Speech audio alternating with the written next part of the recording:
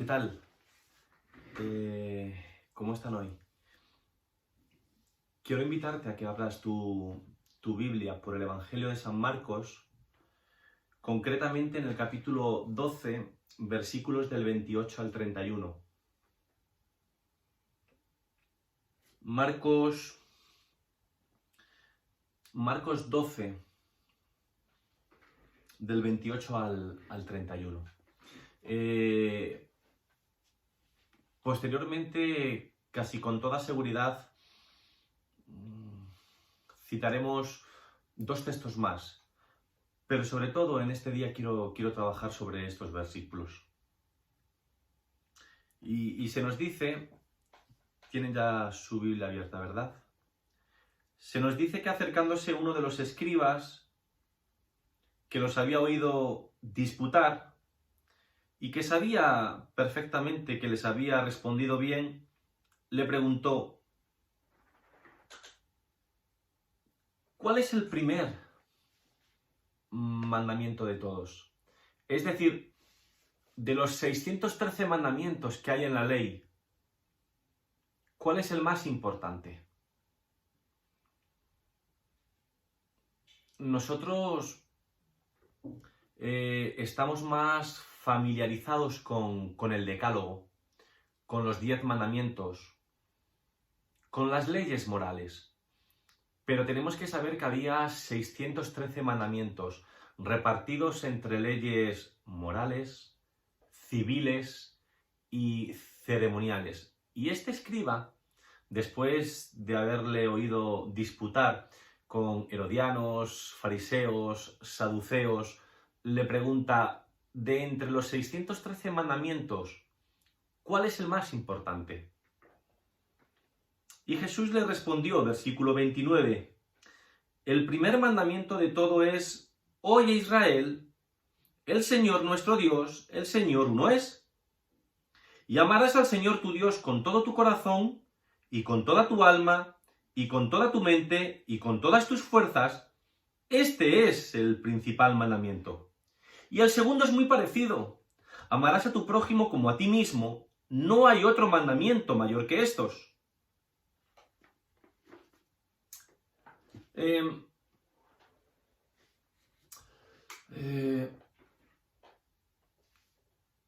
esta sociedad digital que nos ha tocado vivir, pues la atención de las personas cada vez está disminuyendo más y más.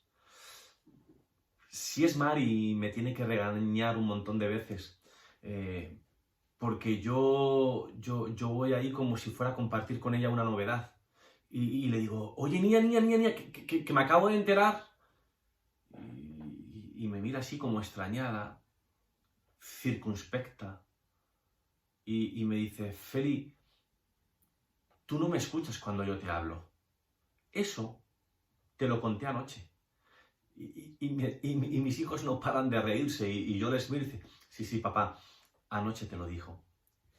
Claro, es que hay tantos estímulos audiovisuales que nos estamos convirtiendo en personas pues con muy poquita capacidad de atención y menos aún de retención. Pero si es que prácticamente no tenemos tiempo de procesar un estímulo cuando ya un montón de otros nuevos están reclamando la atención de nuestro cerebro que está aturdido. Leía precisamente esta semana en internet que la generación Z, pues la de aquellos que han nacido entre 1994 y el 2010, pues todos estos chicos que ya han nacido en casa con el internet, la tecnología, el tema este de las redes sociales, bueno, pues estos chicos tienen la capacidad de trabajar hasta con 5 dispositivos a la vez. Y yo digo: ¿what? O sea, pero si yo apenas me defiendo con el teclado de mi teléfono móvil. Y esta sociedad digital nos está exigiendo las cosas claras, concisas y esenciales que puedan ser fácilmente captadas, procesadas, aplicadas, porque no tienen ni tiempo, ni tienen ganas, ni tienen la capacidad para manejar esos largos discursos cargados de una jerga que desconocen. Y nosotros, si pretendemos acercarnos a ellos de esa forma, pues lo único que vamos a conseguir es perderlos. Porque se ponen en modo off. O sea, por aquí me entra, que por aquí me sale. Esta sociedad ni entiende, ni le preocupan nuestros complicados matices denominacionales o doctrinales que nos llevan a continuas peleas a cara de perro. Pero si no hay nada más que darse una vuelta por Facebook y ver cómo entre nosotros mismos nos despellejamos. Entonces, yo me preguntaba esta semana, ¿cuál sería un cristianismo básico, esencial, fácil de transmitir, pero desafiante en su cumplimiento? ¿Cómo podríamos organizarlo de tal modo que fuera comprensible para que cualquier persona que nos escuchara, sin necesidad de complicadas explicaciones teológicas, pues nos pudiera comprender, ¿no? Y yo creo, sinceramente, que las palabras de Jesús en estos versículos que les acabo de leer del Evangelio de Marcos, pues nos lo muestran. Y con su ayuda espero poder explicarlo. Les voy a dejar de una forma breve 7 principios, 7 puntos vitales de ese cristianismo básico, esencial. Y el primer principio es que el Señor es el único Dios. Marcos 12:29 decía, el Señor nuestro Dios es el único Dios. Ese es el primer principio del cristianismo esencial, que nuestro Señor es el único Dios. Y Jesús, cuando dice esto, simplemente está citando la Semá, que es el verdadero credo del judaísmo y que está registrado en Deuteronomio capítulo 6, versículo 4. Hay un judío muy ilustrado, muy culto, muy seguidor de Jesús y que es un gran pensador de la fe cristiana. Él afirma en uno de sus muchos libros que aquellos que no venimos de un contexto judío no somos capaces de entender en su totalidad la profundidad de esta afirmación. Porque simple y llanamente nos limitamos a considerarla pues como una grandísima afirmación de monoteísmo, pues a diferencia de ese politeísmo que vivían los pueblos que rodeaban Israel. Entonces nos estamos acercando a ella como un concepto teológico. Y según explicaba este hombre, todo eso es cierto, todo eso es verdad, sin embargo hay muchísimo más. Los pueblos que rodeaban Israel, pues tenían muchos dioses. Dioses que dirigían cada una de las facetas de la vida de sus habitantes. Para que me entiendan, tenían deidades familiares. Cada ciudad tenía su dios protector. Había dioses y diosas que regían los ciclos de la naturaleza, de las cosechas, la fertilidad de personas, animales, campos. Había deidades que tenían el dominio y el control de montañas, ríos, bosques. Entonces, sabiendo esto, pues era muy normal que la guerra entre naciones se entendiera como un enfrentamiento entre los dioses de los pueblos enemigos. Y una victoria, ¿qué es lo que suponía? Pues la superioridad de un dios sobre otro. Dicho de otra manera, cualquier persona entendía que las diferentes áreas de su existencia estaban bajo la influencia de diferentes dioses que tenían diferentes expectativas y exigencias, y cada persona tenía que cuidarse, pero que muy mucho, para poder cumplir con esas expectativas y evitar enfados. Entonces, la afirmación de la Semá por parte de nuestro Señor Jesucristo cambia radicalmente todas las cosas. Porque el Señor está reclamando su autoridad y dominio sobre todas y cada una de las áreas de la vida de los israelitas. Él reclama ser el Dios de las personas, de las familias, de las ciudades, de las cosechas, de los campos, los ganados, las relaciones interpersonales, los negocios, la fertilidad, la sexualidad, el dinero, el tiempo y así un largo etcétera. Entonces, ¿Cuál es la implicación práctica para nosotros?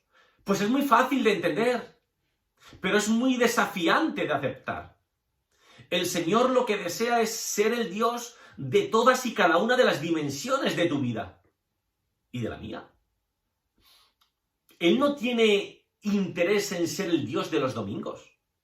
Desea que desde que te levantas en la mañana hasta que te acuestas en la noche, su influencia, su presencia, esté en todo aquello que haces, vives y experimentas. Porque muchos de nosotros, teológicamente hablando, somos monoteístas, pero en la práctica, politeístas. Porque si bien es cierto que creemos en un único Dios, servimos a muchos otros. Dioses sociales, dioses culturales, que son los que auténticamente controlan diversas facetas de nuestra vida. Entonces, si lo pensamos bien, podemos ver la profundidad de la afirmación de la Sema. Bien. Segundo principio, amar a Dios. Jesús, ¿qué es lo que le dice al escriba? Amarás al Señor tu Dios con todo tu corazón, con toda tu alma, con toda tu inteligencia y con todas tus fuerzas. Hasta ahora, ¿qué es lo que hemos visto? Que Dios es uno y que desea ser la fuente que domina cada una de las áreas de tu vida y de la mía. Que Él no tiene ningún interés en serlo únicamente de nuestra vida religiosa. ¿Bien? Ahora, el segundo principio del cristianismo esencial o del cristianismo básico es amar a Dios. Y esto es un poco peliagudo, complicado, difícil de definir. Me explico. Por educación cultural, la mayoría de nosotros asociamos el amor pues con sentimientos positivos hacia el otro. Con esta deducción, el amor al Señor pues pasaría por una serie de emociones y sentimientos positivos hacia Él. Y desde esta visión del amor, ¿quién puede afirmar que no ama a Dios? Y yo sé que es cierto que alguna vez, pues cuando la vida nos da un revés, podemos experimentar cierta frustración, desapego, no sé, incluso hasta rencor con Él. Sin embargo, la mayor parte del tiempo estamos convencidos de que amamos al Señor. Pero parece que Dios relaciona el amor hacia Él con la obediencia a su voluntad expresada en sus mandamientos. Hay un pasaje que me encanta en el Antiguo Testamento y es clave. Saúl recibe una orden por parte de Dios y pues nada, desobedece, o sea, pasa de aplicarlo. Y entonces Samuel le dice a Saúl, a ver chico, ¿acaso el Señor valora más los holocaustos y los sacrificios que la obediencia a su palabra? Oye, mira Saúl, la obediencia vale más que el sacrificio y que tú prestes atención más que la grasa de carneros. Es decir, si yo no he entendido mal este texto, diría que la forma en que expreso mi amor a Dios es por medio de la obediencia. Gary Collins es un psicoterapeuta cristiano, ¿no? Y él acuñó el término los lenguajes del amor. Y nos enseña que cada persona tiene un lenguaje diferente en esta dimensión de la vida. Y que lo importante no es expresar el amor como a mí me gusta, sino como la otra persona lo percibe y procesa. La obediencia es el lenguaje de amor de Dios. En el Nuevo Testamento, Jesús confirmó las mismas palabras, dichas por el profeta Samuel, cuando él dijo, si realmente me amáis, guardad mis mandamientos. Resumiendo, ama a Dios de la manera que Él entiende el amor, por medio de la obediencia. Tanto obedeces, tanto le amas. Tercer principio, necesitamos de una clara correcta y bíblica idea de los mandamientos de Dios. Cuando Juan, en su epístola, nos habla de la fe que vence al mundo, dice, primera de Juan 5:3, dice, porque este es el amor de Dios, que guardemos sus mandamientos, y sus mandamientos no son gravosos. Hemos visto que la forma de expresar amor a Dios es por medio de la obediencia. Sin embargo, la obediencia, pues como que no tiene muy buena prensa, no tiene buena fama. Por diferentes razones, pues se entiende como algo negativo, a evitar, algo que produce en nosotros una reacción hostil. Y yo quiero imaginar que las experiencias personales que hemos vivido, la manera en que se veía la obediencia en el ambiente cultural en el que crecimos, pues han determinado nuestra forma de relacionarnos con ella. Ahora, no obstante, yo diría, sin miedo a equivocarme, en general, la humanidad tiene un serio problema con la obediencia a Dios. Y no hay seguimiento de Jesús sin obediencia. Por tanto, es muy importante para nosotros tener una clara, correcta y bíblica concepción de los mandamientos de Dios. Y mi opinión es que los mismos tienen dos grandes propósitos: bendecir y proteger. Os pongo el ejemplo. Si nos vamos al libro de Génesis, vemos que la primera orden del Señor a Adán y Eva es el de crecer, multiplicarse y tener cuidado de la creación. Y la consecuencia que la obediencia traería sería bendición, tanto para el ser humano como para el resto de la creación. Y el segundo mandamiento, que se nos cuenta en el capítulo 2 del mismo libro de Génesis, pues expresa la prohibición de comer del fruto del árbol del conocimiento del bien y del mal. ¿Se acuerdan? Y la orden claramente dice cuáles serían las graves consecuencias que olvidarlo traería consigo. En mi opinión, la intención es claramente proteger al ser humano. ¿De qué? Pues de los terribles resultados que acarrea la decisión de vivir al margen de Dios. Y para mí la comprensión de todo esto cambia totalmente mi visión de los mandamientos de Dios. Estos no son la expresión arbitraria de los deseos de un Dios caprichoso y voluble como lo eran los dioses de Grecia y Roma. Oídmela por aquí y punto. No, todo lo contrario. Todos y cada uno de ellos son una expresión, son un reflejo de un Dios santo y justo que busca por medio de los mismos, pues, bendecirnos y protegernos. Es necesario para nosotros rescatar una perspectiva correcta de la obediencia. El lenguaje del amor del Señor es la obediencia, pero una que tiene como finalidad protegernos y bendecirnos.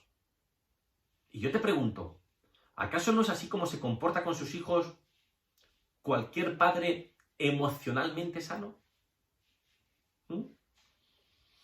Cuarto principio, mi prójimo. En su respuesta al escriba, Jesús continúa diciéndole, y el segundo es, amarás a tu prójimo como a ti mismo. No hay ningún mandamiento mayor que estos. Resumo lo que llevamos hasta ahora. Primero, el cristianismo esencial comienza con un Dios que desea serlo de todas y cada una de las áreas de nuestra vida. 2. Continúa con amarlo con su lenguaje tan particular del amor, que es la obediencia. Y tercero, los mandamientos del Señor ni son arbitrarios ni son caprichosos. Únicamente tienen como finalidad protegernos y bendecirnos porque son un reflejo de su carácter. Por decirlo de alguna manera, la primera parte del cristianismo esencial tiene que ver con la dimensión vertical, Dios. Ahora, la segunda parte está relacionada con la dimensión horizontal, mi prójimo. Cuando la Biblia nos pide que amemos a otros, incluso a nuestros enemigos, utiliza la palabra griega ágape. Ágape no es un sentimiento, es un acto de la voluntad de buscar el bien del otro, del amado. Y no buscamos ese bien como consecuencia de lo que sentimos, sino más bien, en la mayoría de los casos, a pesar de lo que sentimos hacia el otro. Ágape es, por decirlo de alguna manera, un amor a pesar de, no debido a. Ágape es un amor sacrificial, costoso, incluso que llega a doler. Que para poder amar de ese modo es necesario muchas veces tener que pagar un precio. Ágape es un amor que toma la iniciativa, que estudia el entorno siempre en busca de oportunidades para bendecir, para añadir valor, para suplir necesidades.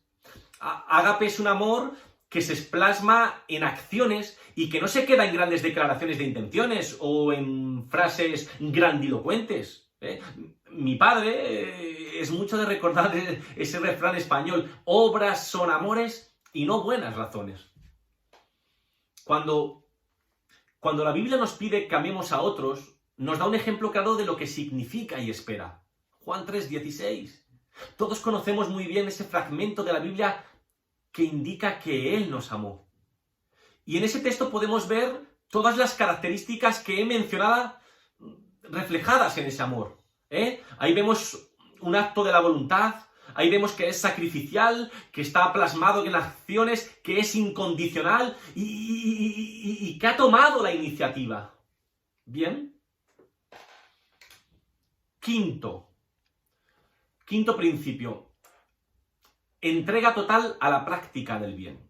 Y para eso quiero tomar como referencia Tito capítulo 2, versículo 14. Dice que fue Él quien se entregó por nosotros a fin de liberarnos de toda maldad y de prepararse un pueblo limpio y elegido, totalmente entregado a la práctica del bien. Tito 2:14. Como hemos visto, amar al prójimo es buscar su bien en todas sus dimensiones. Espiritual, por supuesto, pero también material, física, emocional, intelectual, social, económica. O sea, muchas veces olvidamos que esto forma parte del propósito de nuestra salvación. Es que siempre ponemos el acento en que hemos sido salvados del pecado y de la muerte eterna. Pero no hacemos tanto hincapié en para qué hemos sido rescatados. Y cuando lo hacemos, pues es de forma muy limitada, para ir al cielo. Pero es que no es eso lo que enseña las Escrituras. Cojamos, por ejemplo, el pasaje de Tito que les cite. Pues si es que no puede ser más claro. Es directo, contundente. Recuerden la expresión a fin de. Es decir, nos habla de propósito, de destino, de sentido, y no es otro que formar un pueblo que se caracteriza por algo muy importante. O sea, la entrega total a la práctica del bien. Y no creo que sea necesario darle más vueltas al asunto. Tú y yo vivimos alineados, de acuerdo con el plan de Dios, pues en la medida en que cada día nos levantamos con el propósito de hacer el bien, con la intención de unirnos al Señor en su deseo de bendecir a la humanidad, pues para eso hemos sido salvados. Y si no estamos alineados, estamos simple y llanamente alienados, alejados de su voluntad. Y por desgracia, pues no es un juego de palabras, Y entonces, podríamos preguntar, ¿cómo de alineado estamos viviendo con el plan de Dios? ¿Cómo está afectando a nuestra vida cotidiana? Sexto principio. Creados con un propósito.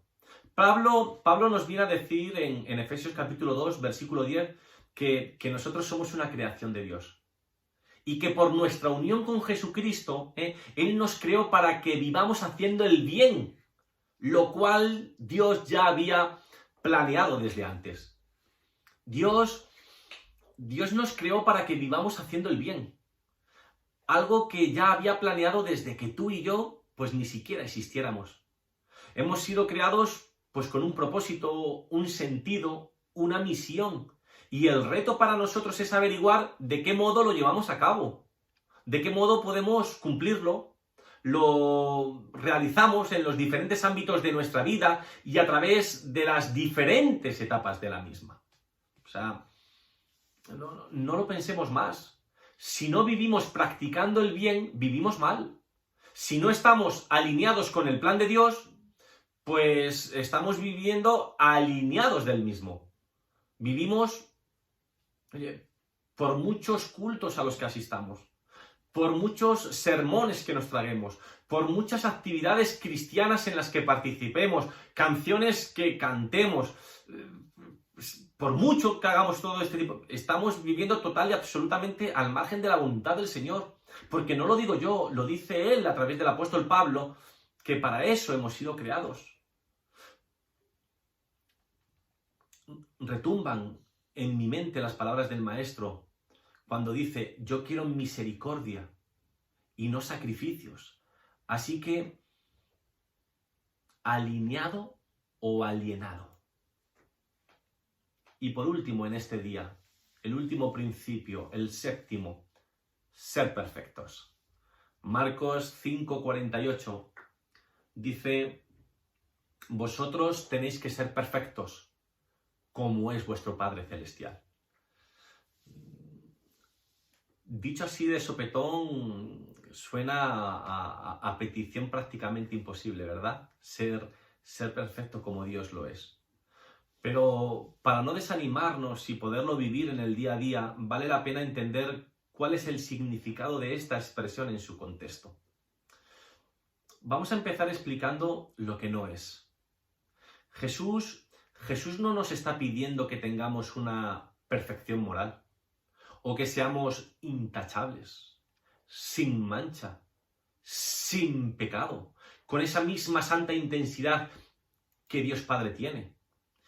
No solamente no es que lo pide, no es lo que no pide, vamos, no es lo que pide, sino que es algo que tampoco podríamos dar. ¿Por qué? Porque, como ya he dicho muchas veces, hemos sido afectados por el pecado. La expresión griega que utiliza en el Evangelio de Mateo viene a indicar que algo es perfecto cuando está cumpliendo el fin o el propósito para el cual ha sido creado. Es decir, mi teléfono móvil es perfecto, ¿por qué? Pues porque me permite hacer llamadas, porque justamente en este preciso momento está grabando. Un coche es perfecto, pues cuando me permite trasladarme de un lugar a otro. Una pluma estilográfica es perfecta si nos permite escribir con fluidez. Y entendiendo este concepto de perfección, ¿cómo podemos aplicarlo al seguidor de Jesús? Pues dos cosas nos ayudan. La primera es entender que el propósito para el que fuimos creados es la práctica del bien. Lo vimos reflejado en las palabras que Pablo escribió a Tito y a los Efesios. Y podemos también encontrarlo en los evangelios, en las enseñanzas de Jesús. Y la segunda es que la afirmación de que nuestro Padre es perfecto aparece en un contexto en el que se afirma que Él hace el bien de forma indiscriminada sobre los buenos y los malos, los justos y los injustos. El Padre es perfecto porque su razón de ser, si entendemos bien el pasaje de Mateo, es bendecir, hacer bien, añadir valor a la humanidad. De la misma manera, tú y yo lo somos cuando, imitando a nuestro Padre, vivimos o intentamos vivir haciendo el bien de una forma apasionada, intencional, proactiva, sacrificadamente, indiscriminadamente. Eso es ser perfecto, según indican las palabras de Jesús en este texto. Dicho esto y resumiendo, somos perfectos en la medida en que vivimos cumpliendo el diseño para el cual fuimos creados. Hacer el bien, ser agentes de restauración y reconciliación en un mundo que está roto. Así que mi pregunta sería, ¿cómo de perfecto eres? Terminamos citando los 7 principios que hemos señalado en el día de hoy. Número 1, el Señor es el único Dios. Número 2, amar a Dios. Número 3, tenemos la necesidad de tener una clara, correcta y bíblica idea de los mandamientos de Dios. 4, mi prójimo. 5, entrega total a la práctica del bien. 6, creados con un propósito. Y 7, ser perfecto. Que Dios te siga bendiciendo.